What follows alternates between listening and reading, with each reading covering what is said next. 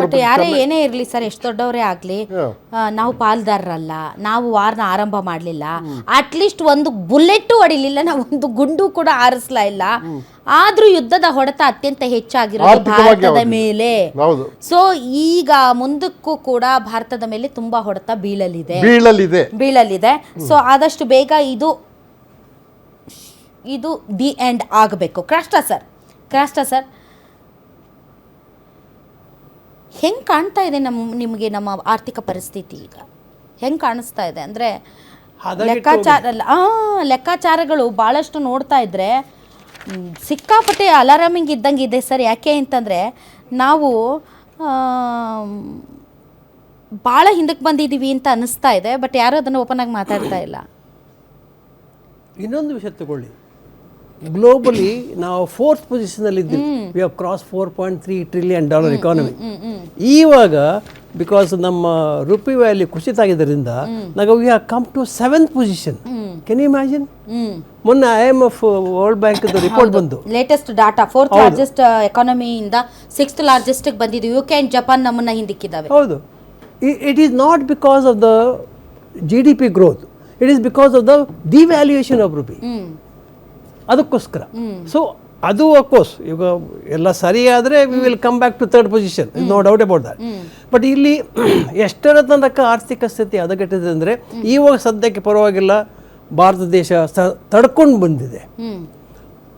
ಒಂದು ವೇಳೆ ಈಗ ಇಂಡೋನೇಷ್ಯಾ ಅಥವಾ ಈ ನೇಬರಿಂಗ್ ಕಂಟ್ರೀಸ್ ಶ್ರೀಲಂಕಾ, ಪಾಕಿಸ್ತಾನ್, ಈ ನೇಬರಿಂಗ್ ಕಂಟ್ರೀಸ್ ನೋಡಿದ್ರೆ ನಾವು ಎಷ್ಟೋ ಚೆನ್ನಾಗಿದ್ದೀವಿ. ಅವ್ರದ್ದು ಇವಾಗ ಆಯಿಲ್ ಪ್ರೈಸ್ ಎಷ್ಟು ಜಾಸ್ತಿ ಆಗಿದೆ, ಸುಮಾರು ಅಬೌಟ್ 25 to 35% ಜಾಸ್ತಿ ಮಾಡಿದ್ದಾರೆ ಆಯಿಲ್ ಪ್ರೈಸನ್ನು, ಇನ್ಕ್ಲೂಡಿಂಗ್ ಇನ್ USA ಪರ್ ಗ್ಯಾಲರಿಗೆ $4 ಇನ್ಕ್ರೀಸ್ ಆಗಿದೆ. ಆದರೆ ಇಂಡಿಯಾದಲ್ಲಿ ಮಾಡಿಲ್ಲ ಸರ್. ಈಗ ಎರಡು ವಿಷಯ, ಈಗ ಗ್ರಾಹಕರಿಗೆ ನೀವು ತೈಲ ಬೆಲೆ ಹೆಚ್ಚಳದ ಬಿಸಿಯನ್ನ ತಟ್ಟಿಸಿಲ್ಲ. ಅದರ್ವೈಸ್ ನೀವು ಅಂತಾರಾಷ್ಟ್ರೀಯ ಮಾರುಕಟ್ಟೆಯಲ್ಲಿ ನೀವು ಡಾಲರ್ ಲೆಕ್ಕದಲ್ಲಿ ನೀವು ವ್ಯವಹಾರ ಮಾಡ್ತಾ ಇದ್ದೀರಾ. ಸೊ ಆ ಲಾಸ್ ಅಂತೂ ನೀವು ಕನ್ಸ್ಯೂಮ್ ಮಾಡ್ಕೋತಾ ಇದ್ದೀರಾ, ಗ್ರಾಹಕರಿಗೆ ಪಾಸ್ ಮಾಡ್ತಾ ಇಲ್ಲ ಅಷ್ಟೇ. ಆರ್ಥಿಕವಾಗಿ ನೀವು ಹೊಡ್ತಾನೆ ನಮ್ಗೆ ಬೀಳ್ತಾ ಇರೋದು ಹೊಡ್ತಾನೆ. ಯಾಕಂದ್ರೆ ಕಚ್ಚಾ ತೈಲ ಬೆಲೆನ ನಾವು ಅಂತಾರಾಷ್ಟ್ರೀಯ ಮಾರುಕಟ್ಟೆಯಲ್ಲಿ ಡಾಲರ್ ಮೂಲಕ ವ್ಯವಹಾರ ಮಾಡ್ತಾ ಇರೋದ್ರಿಂದ, ಡಾಲರ್ ಎದುರುಗಡೆ ರೂಪಾಯಿ ಮೌಲ್ಯ ಕುಸಿದಿರೋದ್ರಿಂದ ನಷ್ಟ ಇದೆ. ಆದ್ರೆ ಅದು ಗ್ರಾಹಕರಿಗೆ ಪಾಸ್ ಆಗ್ತಿಲ್ಲ, ಕೊಟ್ಟಿಲ್ಲ. ಕರೆಕ್ಟ್.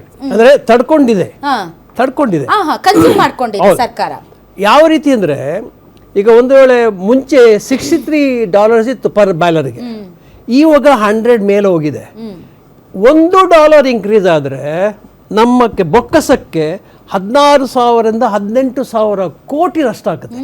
$1 ಜಾಸ್ತಿ ಆದರೆ ಜಸ್ಟ್ ಇಮ್ಯಾಜಿನ್ ಎಷ್ಟು ನಮ್ಮ ಬೊಕ್ಕಸಕ್ಕೆ ಹೊಡೆತ ಬಿದ್ದಿದೆ ಅಂತ. ಅಂದರೆ ಇವಾಗ ನಮ್ಮ ಪಬ್ಲಿಕ್ ಸೆಕ್ಟರ್ ಕಂಪನೀಸ್ ಇರುವವರು, ರಿಫೈನರೀಸ್ಗಳು ಇರುವವರು, ಪಬ್ಲಿಕ್ ಸೆಕ್ಟರ್ ಕಂಪನೀಸು, ಅವರು ತಡ್ಕೊಂಡಿದ್ದಾರೆ. ನಷ್ಟ ಆಗಿದೆ, ಇಲ್ಲ ಅಂತಲ್ಲ. ಈಗ ಅವರ ಬ್ಯಾಲೆನ್ಸ್ ಶೀಟ್ ನೋಡಿದ್ರೆ ನಷ್ಟ ಆಗಿದೆ. ಆದರೆ ಈ ನಷ್ಟವನ್ನು ರೇಟ್ ಜಾಸ್ತಿ ಆಗಿದ್ದನ್ನು ಗ್ರಾಹಕರಿಗೆ ಕೊಟ್ಟಿಲ್ಲ, ತಡ್ಕೊಳ್ಳಿದೆ. ಆದರೆ ಎಷ್ಟು ದಿವಸ ತಡ್ಕೊಳ್ಳಿಕ್ಕೆ ಆಗುತ್ತೆ, ಅದು ಪ್ರಶ್ನೆ. ಇನ್ನೊಂದು ಪ್ರಶ್ನೆ, ಅದೇ ಇನ್ನೊಂದು ಪ್ರಶ್ನೆ. ಈಗ ಈ ಸ್ಟ್ರೇಟ್ ಆಫ್ ಹಾರ್ಮೋಸ್ನಲ್ಲಿ ಈಗ ಏನು ಗಲಾಟೆ ಆಗ್ತಾ ಇದೆಯಲ್ಲ, ಅಲ್ಲಿ ಮುಂಚೆ ಏನಾಗ್ತಾ ಇತ್ತು, 1/5 ಆಫ್ ದ ವರ್ಲ್ಡ್ ಪ್ರೊಡಕ್ಷನ್ಗೆ ಆಗುವ ತೈಲ ಆ ಸ್ಟ್ರೇಟ್ ಆಫ್ ಹಾರ್ಮೋಸಿಂದ 1/5 ಆ ಸ್ಟ್ರೇಟ್ ಆಫ್ ಹಾರ್ಮೋಸಿಂದ ಇವಾಗಿಲ್ಲ. ಅಂದರೆ ಇಷ್ಟೊಂದು ಯಾವೆಲ್ಲ ರಾಷ್ಟ್ರಗಳು ಎಷ್ಟೊಂದು ಕಷ್ಟಪಡ್ತಾ ಇದ್ದೀವಿ ನೋಡಿ. ಜರ್ಮನಿ ಆಗಲಿ, ಈಜಿಪ್ಟ್ ಆಗಲಿ, ಆಫ್ರಿಕಾ ಆಗಲಿ, all these countries are suffering because of this. ಬೇರೆ ವಿಧಾನನೇ ಇಲ್ಲ. ಈಗ ಫ್ರಮ್ ದ ಓಮನ್ ಬಾರ್ಡರ್ನಿಂದ ಈ ಇರಾನ್ ಬಾರ್ಡರ್ ತನಕ ಆಗುವ ಎಲ್ಲ ತೈಲಗಳು, ಕುವೈಟ್, ಕಟಾರ್, ಬ್ಯಾರಿನ್ ಎಲ್ಲ ಆ ಕಡೆಯಿಂದ ತಯಾರಾದ ತೈಲ ಈ ಸ್ಟ್ರೇಟ್ ಆಫ್ ಹಾರ್ಮೋಸ್ನಿಂದಲೇ ಬರಬೇಕು. ಈಗ ಇವರು ಬ್ಲಾಕ್ ಮಾಡಿದ್ದಾರೆ. ಏನು ಅಪ್ಪಿತಪ್ಪಿ ಏನಾದರೆ ಮೈನ್ಸ್ ಹಾಕಿದರೆ ಬ್ಲಾಸ್ಟ್ ಆಗುತ್ತೆ. ಒಂದು ಸಾರಿ ಒಂದು ಶಿಪ್ ಬ್ಲಾಸ್ಟ್ ಆದರೆ $millions is wasted oil and pollution. Water get polluted, lot of damage. ಆಮೇಲೆ ತುಂಬಾ ದೂರ ಏನಿಲ್ಲ ಭಾರತದಿಂದ, ಹೌದು, ಪಕ್ಕದಲ್ಲಿ ಇದೆಯಲ್ಲ, ಇದು ಪೊಲ್ಯೂಷನ್ ಅನ್ನೋದು ಇದು ಅರೇಬಿಯನ್ ಸಿ ಅಲ್ಲೇ ಇದೆಯಲ್ಲ ಪಕ್ಕ. ಸೊ ಅದರ ಎಫೆಕ್ಟ್ ನಮಗೂ ಬೀಳುತ್ತೆ. So the threat is so high. ಅದಕ್ಕೋಸ್ಕರ ನೋಡಿ, ಆ ಗುದ್ದಾಗುದ್ದಿನಲ್ಲಿ ಇರಾನ್ನವರು ಮತ್ತು ಟ್ರಂಪ್ನವರು ಇದ್ರೂ ಅಷ್ಟೊಂದು ಖಡಕ್ಕಾಗಿ ಬಾಂಬ್ ಬ್ಲಾಸ್ಟ್ ಮಾಡಿ ಸ್ಟ್ರೇಟ್ ಆಫ್ ಹಾರ್ಮೋಸ್ಗೆ ಇದು ಮಾಡ್ತಾ ಇಲ್ಲ. ಯಾಕೆ? Because of this the threat will be too much. ಅಂದ್ರೆ ಹೊಡೆತ ಲೈಫ್ ಲಾಂಗ್ ಬೀಳುತ್ತೆ. ಅದಕ್ಕೋಸ್ಕರ ಮಾಡ್ತಾ ಇಲ್ಲ, ಹೆದರ್ಸ್ತಾರೆ. ಐ ಆಮ್ ಶೂಟಿಂಗ್ ಯು ಒಂದು ಗನ್ ತೋರಿಸ್ತಾರೆ, ಅದ್ರ ಶೂಟ್ ಮಾಡ್ತಾ ಇಲ್ಲ. ಆದರೆ ಈ ಒಂದು ವಿಚಾರ ಏನಾಗ್ತದೆ ಅಂದರೆ, ಬಹುಶಃ ಈವನ್ US ನಲ್ಲಿ ಇನ್ಫ್ಲೇಷನ್ ತಗೊಳ್ಳಿ, ರೇಟ್ ಆಫ್ ಇಂಟ್ರೆಸ್ಟ್ ತಗೊಳ್ಳಿ, ಎಲ್ಲ ಜಾಸ್ತಿ ಆಗಿದೆ. ಅವ್ರಿಗಿಲ್ಲ ಅಂತಲ್ಲ. ಬಿಡಿ ಸರ್, ಅವ್ರದ್ದು ಬಿಟ್ಬಿಡಿ, ನಮ್ದು ಮಾತಾಡೋಣ ನಾವು. ಅಂದ್ರೆ ಹೇಳಿದೆ, ನಮ್ದು ಅಂದ್ರೆ ಮಾತಾಡೋಣ. ಅವ್ರು ಸರ್, ಕೂಡ ಈಗ long ಅವ್ರಿಗೆ term- ಜಾಸ್ತಿ ಆಗೋದ್ರಿಂದ ಈಗ ಪ್ರಸ್ತುತ damage and long term damage. ಅದಕ್ಕೋಸ್ಕರ ನೋಡಿ ನಿನ್ನೆ ಟ್ರಂಪ್ಗೆ ಯಾಕೆ ಶೂಟ್ ಮಾಡ್ಲಿಕ್ಕೆ ಹೋಗಿರೋದು? Because peoples are suffering. This is the fourth time. He's getting assassination attempt. Fourth time after 2019. ಅಂದರೆ ಎಷ್ಟು ಜನಗಳಿಗೆ ಕೋಪ ಅವನ ಮೇಲೆ ಇದೆ ಅಂದರೆ, ಸಿಕ್ಕಿದ್ರೆ ಹೊಡೆದಾಗ್ತೀವಿ ಅಂದ್ಬಿಟ್ಟು. ಅಂದರೆ ಅಂಥ ಅನಿಲ್ ನಾಡ್ ಅವ್ರು ಮಿಡಲ್ ಫಿಂಗರ್ ತೋರಿಸಿದ್ದಾರೆ ಅವ್ರಿಗೆ. ಹೌದು, ಕರೆಕ್ಟ್. ಯಾಕಂದ್ರೆ ನಮ್ ನರಕದ ಹೆಬ್ಬಾಗಿಲು ಅಂತ ಆತ ಹೇಳಿ. ಇವತ್ತು ಅಷ್ಟೇ ಆತ ಯಾವುದೋ ಒಂದು ಪತ್ರಿಕೆಗೆ ಕೊಟ್ಟಂತ ಸಂದರ್ಶನದಲ್ಲಿ ಏನು 3 ದಿನಗಳ ಗಡುವು ಅದರಲ್ಲೇ ಹೇಳಿದ್ದಾರೆ, ಭಾರತ ಮತ್ತು ಪಾಕಿಸ್ತಾನದ ನಡುವಿನ ಯುದ್ಧದಲ್ಲಿ ಪಾಕಿಸ್ತಾನ ಭಾರತದ 11 ಯುದ್ಧ ವಿಮಾನಗಳನ್ನು ಹೊಡೆದು ಹಾಕಿತು. ಇದೆಲ್ಲ ಭಾಳ ಬಕವಾಸ್ ಮಾತಾಡಿದ್ದಾನೆ.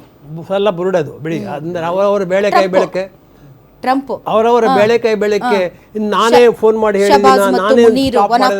ಶಹಬಾಜ್ ಅಂಡ್ ಮುನೀರ್ ತುಂಬಾ ವರ್ಲ್ಡ್ ಟಾಲೆಸ್ಟ್ ಲೀಡರ್ಸ್ ಅಂತ ಎಲ್ಲ ಮಾತಾಡಿದ್ದಾನೆ. ಅವನ ಮಾತಿಗೆ ಅರ್ಥ ಇಲ್ಲ. ಬೆಳಿಗ್ಗೆ ಒಂದು ಮಾತಾಡ್ತೇನೆ, ಮಧ್ಯಾಹ್ನ ಒಂದು ಮಾತಾಡ್ತೇನೆ, ಸಾಯಂಕಾಲ ಒಂದು ಮಾತಾಡ್ತೇನೆ. Totally has no values in what he speaks. Totally wrong. All right.